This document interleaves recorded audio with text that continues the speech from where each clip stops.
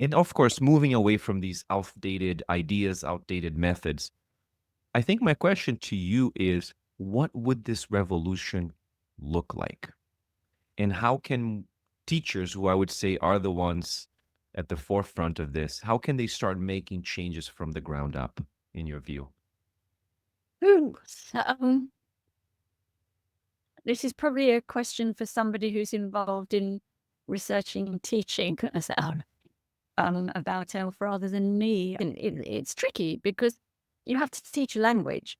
If you're teaching people to speak English, you have to teach them something that resembles English. And I guess the thing would be that you teach them. I've always said, whichever your first language is, or whichever languages you have as a teacher, you teach them the English that you use yourself. If you're not a native English speaker, but from somewhere else, you teach the English that you use. That would be your starting point. But you need to make sure that it's what I was talking about earlier. They need to understand how a whole range of people use English. You teach the grammar of the English you use, you teach the pronunciation of the English you use, you teach. The vocabulary is pretty straightforward anyway. You just teach vocabulary as it more or less is, because that doesn't seem to cause many problems. But you need to teach them that they don't need to stay with what you're teaching them, that they can move in whatever direction is better for them. So that would be the starting point, but you're only teaching them a starting point, Hmm. but not an end point. There is no end point anyway, because people are always learning.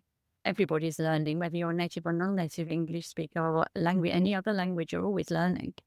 And I think I learnt a new word yesterday, but gosh, it's already. Mm. And influence. But it's being flexible and Mm. teaching them to be flexible. So you teach them a language, but you teach them that that is not the only version of the language. That as long as they are making themselves understood, they can depart from what you're teaching them, Yeah. and you make sure that they're aware of. So you would need to teach accommodation skills. I've always said from the very beginning, Yeah. teach accommodation skills. Teach them how to notice when they've said something that someone doesn't understand. And they're very good at this, actually, very good at it naturally, as long as they're not a native English speaker. I wrote an article on accommodation very recently for somebody's, from Ian Walkinshaw. He did a book on the pragmatics of health. And he asked me to write a chapter on accommodation for it.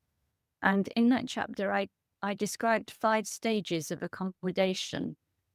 I think I I can't remember found them. here accommodation in Elf. Where from? Where now? Where next? Is that the one That you were was talking about? probably it. And I came there were 5 of them, and non-native English speakers generally do the first 2.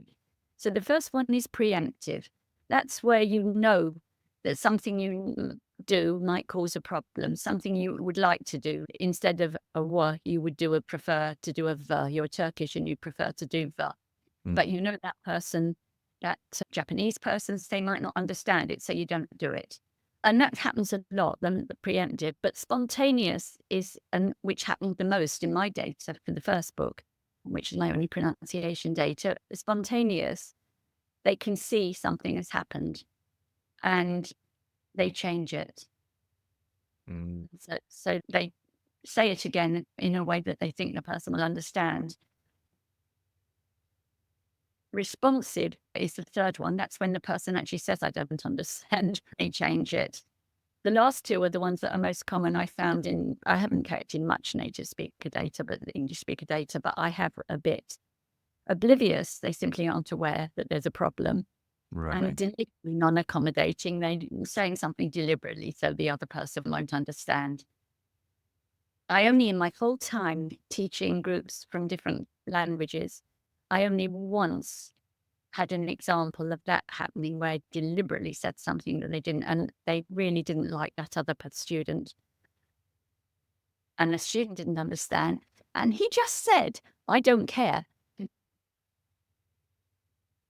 Not into the social cohesion element of it. Yeah. Yeah. Okay. The only example I ever had. But yeah. So I guess that's the best I can say. Mhm. I And found the it book sounds here. like, Jenny, that oh, sorry, Leo. No, It no, go ahead. sounds Go like ahead. that attitude is like really at the fore, right? Like the teacher's attitude, their openness to building a rich linguistic environment in the classroom plays a Yeah, massive role in all of this. yeah, Yeah. yeah. Attitude is underlying the whole business of the resistance. Language is a hugely emotional thing, and people are really resistant to any suggestion that they should change their view.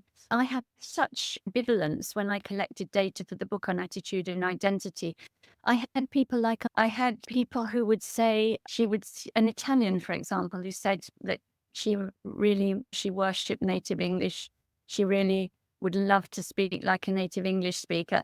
And then I had this sort of like killer question right at the end, which was, if you could wake up tomorrow morning and you had any English accent in the world, which one would you want?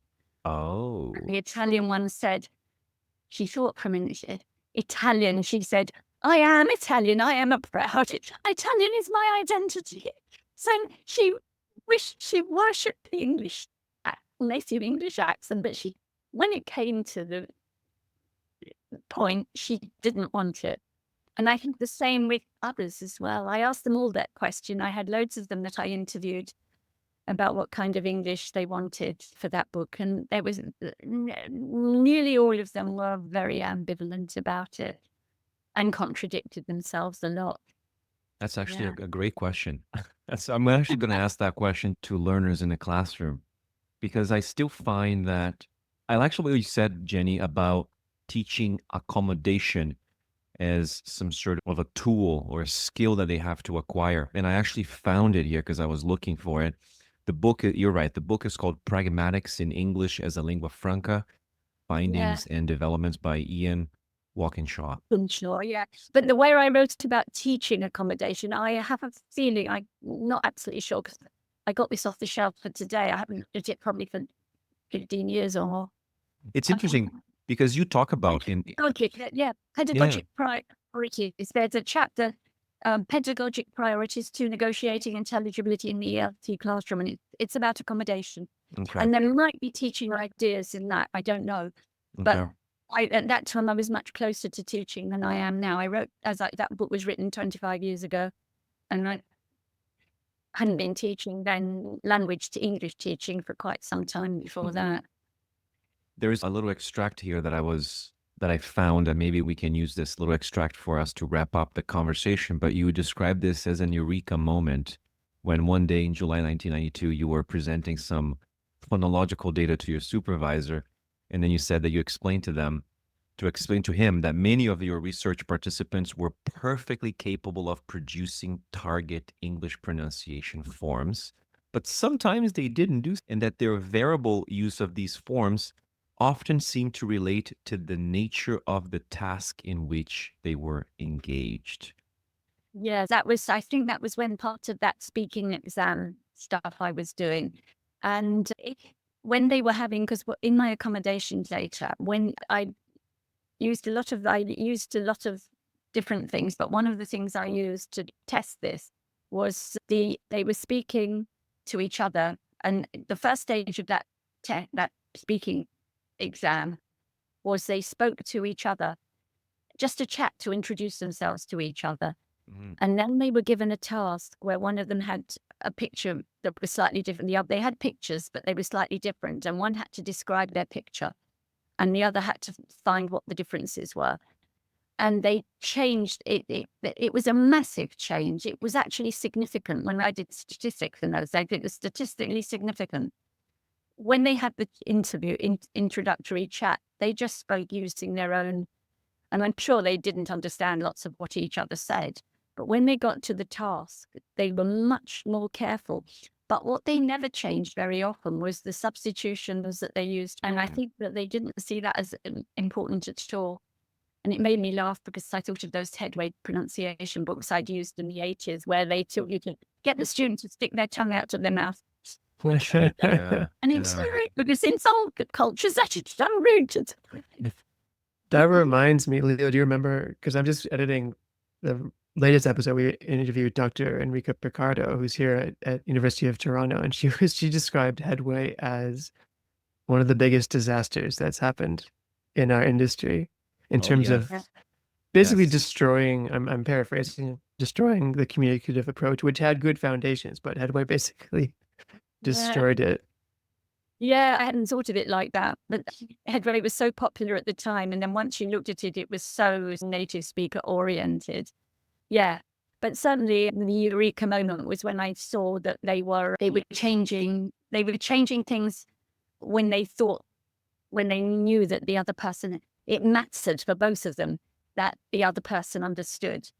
Whereas when they're exchanging the introductory chat, it didn't matter very much whether the other person, obviously it wanted the other person to understand them, but it became very important to them, very salient to them that the other person must understand when they were doing an exam task.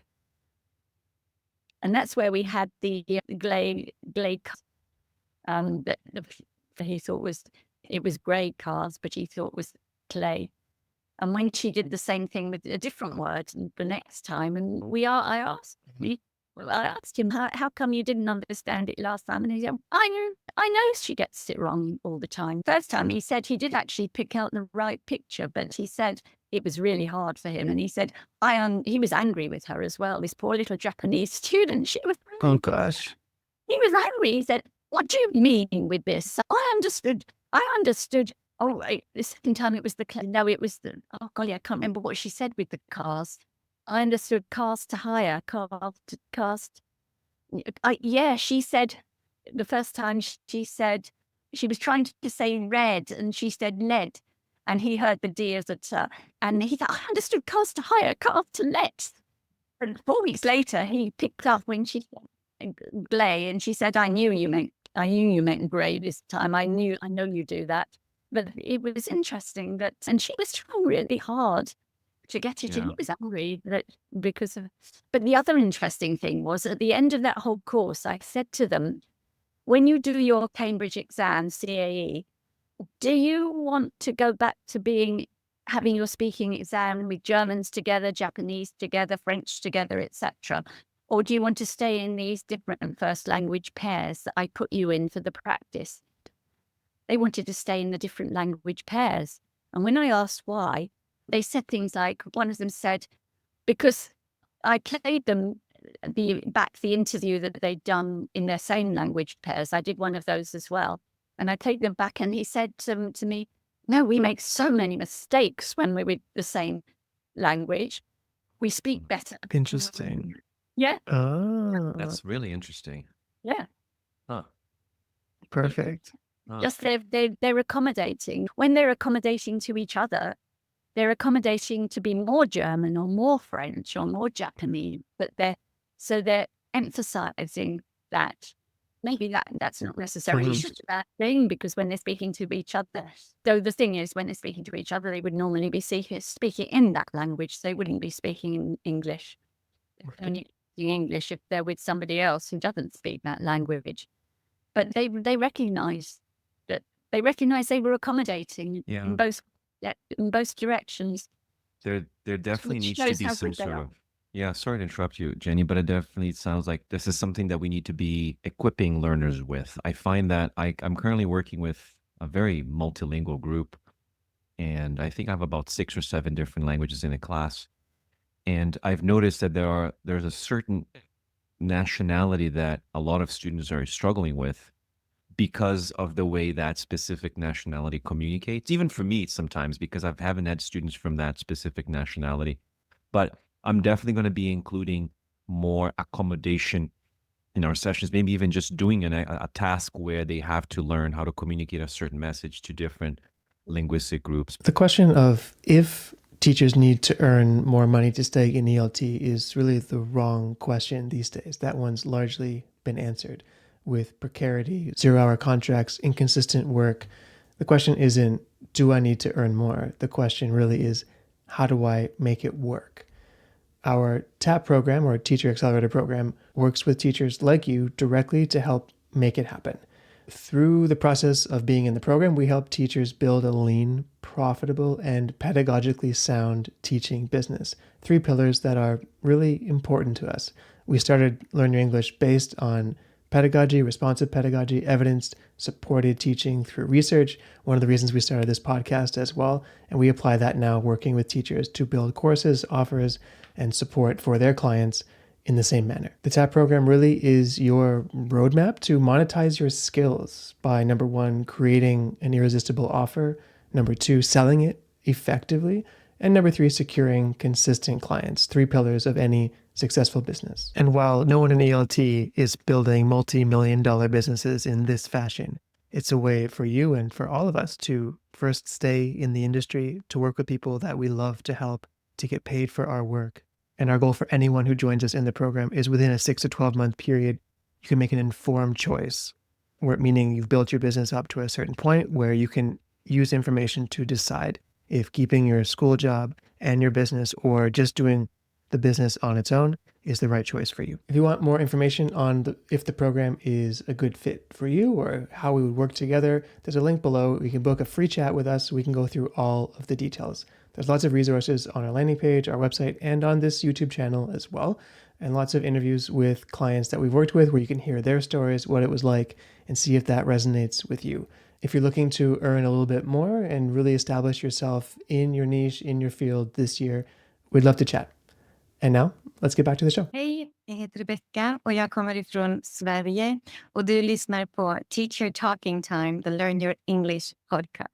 Hi, my name is Rebecca and I'm from Sweden and you're listening to the Teacher Talking Time, the Learn Your English podcast. As we come to an end, I have one final question for you. I have one question that I've selected from the audience. When I announced that we were going to be interviewing you, I was bombarded with questions, but I picked one, which I think it's a good one. And then Andrew has a little surprise for you at the end. Oh, gosh. So A the good question, one, I hope. Yeah. the question is the book. I know you are writing the 4th edition of Global Englishes. Yeah. Yes, right there. Yes. Yeah. And I think the question is, looking ahead, where do you see the future of English as a global language? Do you think that English will maintain its status as the lingua franca, or do you foresee any types of changes in the linguistic landscape within the next couple of years? Oh, the next couple. I Maybe the definitely- next 10, 15? Yeah, I've written a couple of times on the future of English or the future of L, and I've left it pretty open. What was interesting to me was after Brexit. Will everybody know Brexit, what Brexit is, when was removed but from an atrocious government we had then, and you can leave that in, from the European Union. And they kept English in the European Parliament. They kept it afterwards. And it still seems to be the main official working language. The only native English speakers they have there are from Malta and from Ireland. And those are not going to sound even like South London English. They're very different accents. Actually, I don't know what a Maltese accent is. I'm making this up. But even with that tiny minority there, which are not going to influence them, so they're going to be using English as they want to with each other. And it's probably going to diverge further from native English. And I guess that's what's going to happen. I think the only other really big languages would be too difficult or too complicated for enough people to want to learn. Nobody's going to want to learn Chinese, Mandarin, nobody's going to want to learn that writing system. And same with Arabic. Spanish would be the only big contender. But there are nowhere, it has got a good spread around the world, but not nearly the same as English. I would guess English will, because of its past history and the number of non-native English users, which is growing all the time. I've forgotten what it is now. We did do a new count. Yeah, the total of first language is 388 million. The total of second language, 896.5 million. Wow. Sonia did this, so I don't quite know And that is only in countries. That is only in countries that have it as an official language. Right. So that doesn't include ELF users in countries where it's not an official language. It's right there in the first unit of the book. But the ELF users, when I last wrote about it, I think it was 2 billion. Or maybe that included those million. I'm not sure. No, I think it must be more than 2 billion with the official ones. But it's a vast number. And those people are not going to want to switch to something else. And given the way that it's becoming more and more acceptable to be able to use your own English, Okay. the freedom of English, it's going to be, if it became Spanish, you've still got the resistance to, Mm-hmm. you've got Latin and American Spanish, you've got Castilian Spanish, you've got, oh golly. You've got so many varieties of Spanish, Yeah. and yeah. And I have one last question here. This is a question from a listener of the podcast, Nick. Nick, if you're listening to this, your question made it. And the question is very simple, Jenny. It'd be interesting to know if you are concerned about the rise of English as a lingua franca leading to the eventual decline of other languages, either national one or regional ones. And the reason why he asked this is because he's currently working with a Spanish woman living in the Netherlands who prefers to improve her English rather. I think the woman needs to learn Dutch to communicate with the locals. And that would be what I would say to her. But in terms of English, this has always been an argument against English, that it's going to kill other languages. I think other languages will die for various reasons, but I don't think English is the main one. And again, that's written about in this book. It's been in every edition of this book. But I think the way ELF is going, leaving aside the sort of ELT establishment and views about native English, but the way ELF is moving in such a multilingual direction, and all the young ELF researchers are very into the idea of it as a multilingual language, as having to accept the multilingualism and work on the multilingualism of it. I don't see how it can, because once you have translanguaging, then you're talking about most ELF users are going to be in and out of different languages. The disadvantaged ones are the ones who speak only one language, and that's English. So it's the monolingual English, those are the disadvantaged ones. Everybody else has their language, or languages more often, and they have English. And so I honestly don't believe that I wonder if your Nick can think of any other examples, or if it's a one-off. But I mean, I think the woman is a bit silly if she's not going to learn Dutch well enough to communicate with people locally. Though, of course, they will speak English too. That's true. If you think she can use English with them and just skip the Dutch. But I think with the way English is begun, the acknowledgement that ELF is so multilingual is such, it has been multilingual, but the acknowledgement of its multilingualness, its massive multilingualness, it's multilingual more than Englishness. I don't see how it can do that. All right. Yeah. That's a very good answer. Yeah. Nick, I hope that was sufficient. Very good. We asked Jenny, our audience, for everyone that we interview prior to, and we got a lot of submissions for you and for this interview. A lot of questions, but overwhelmingly, and I wanted to share this with you as we wrap up, just they weren't questions, they were statements, and just teachers wanting us to say on their behalf, thank you to you and your work, and how impactful your work has been Very true. on their teaching. So this was maybe a unique one where a lot of people didn't ask a question. They just said, can you tell her thank you for the work that she's done?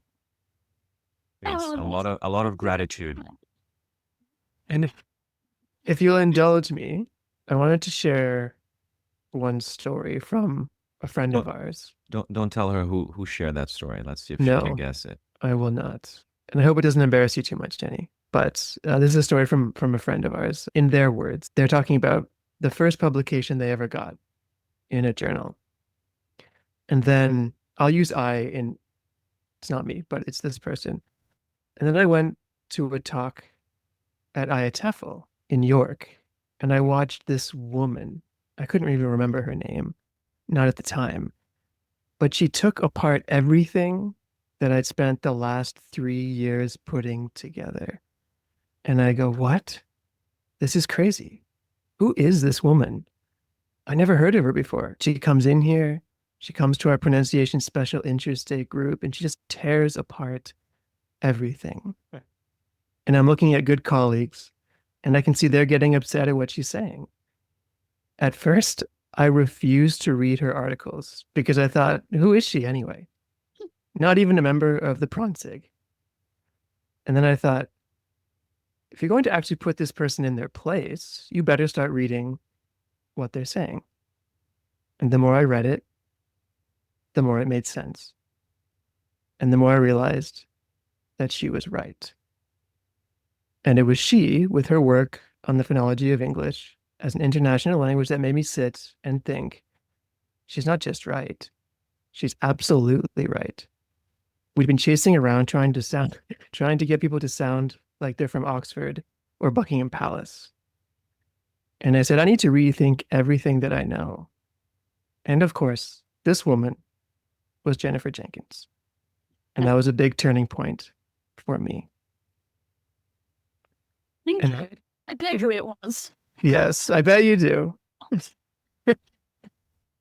But I bet Robin's, maybe not the publication and the TEFL experience, but I bet a lot of people feel, or I hope they feel similarly after reading your work. And it's my opinion that a lot of the resistance that you meet or that you described is probably people who are just not familiar with your work. And if they read it, they would get in line with it, just like we have. Yeah, maybe read it once or twice, because first time probably wouldn't. Yeah, they might not like the first time, but like Robin describes the first talk. Yes. Yeah. Do you remember that? I remember my very first talk at IETFL, and that was before I finished the PhD. It was the one just before I finished. And it was my first ever talk, and I was so nervous that when I walked in, they sent me to some little faraway room because they'd never heard of my field. And it was obviously, they thought there would only be 2 people and a dog there. And there's this little room, and I walked in, and there were people sitting on the floor. Wow. And I was so nervous. I was with a friend, and I nearly walked out again, but she went, now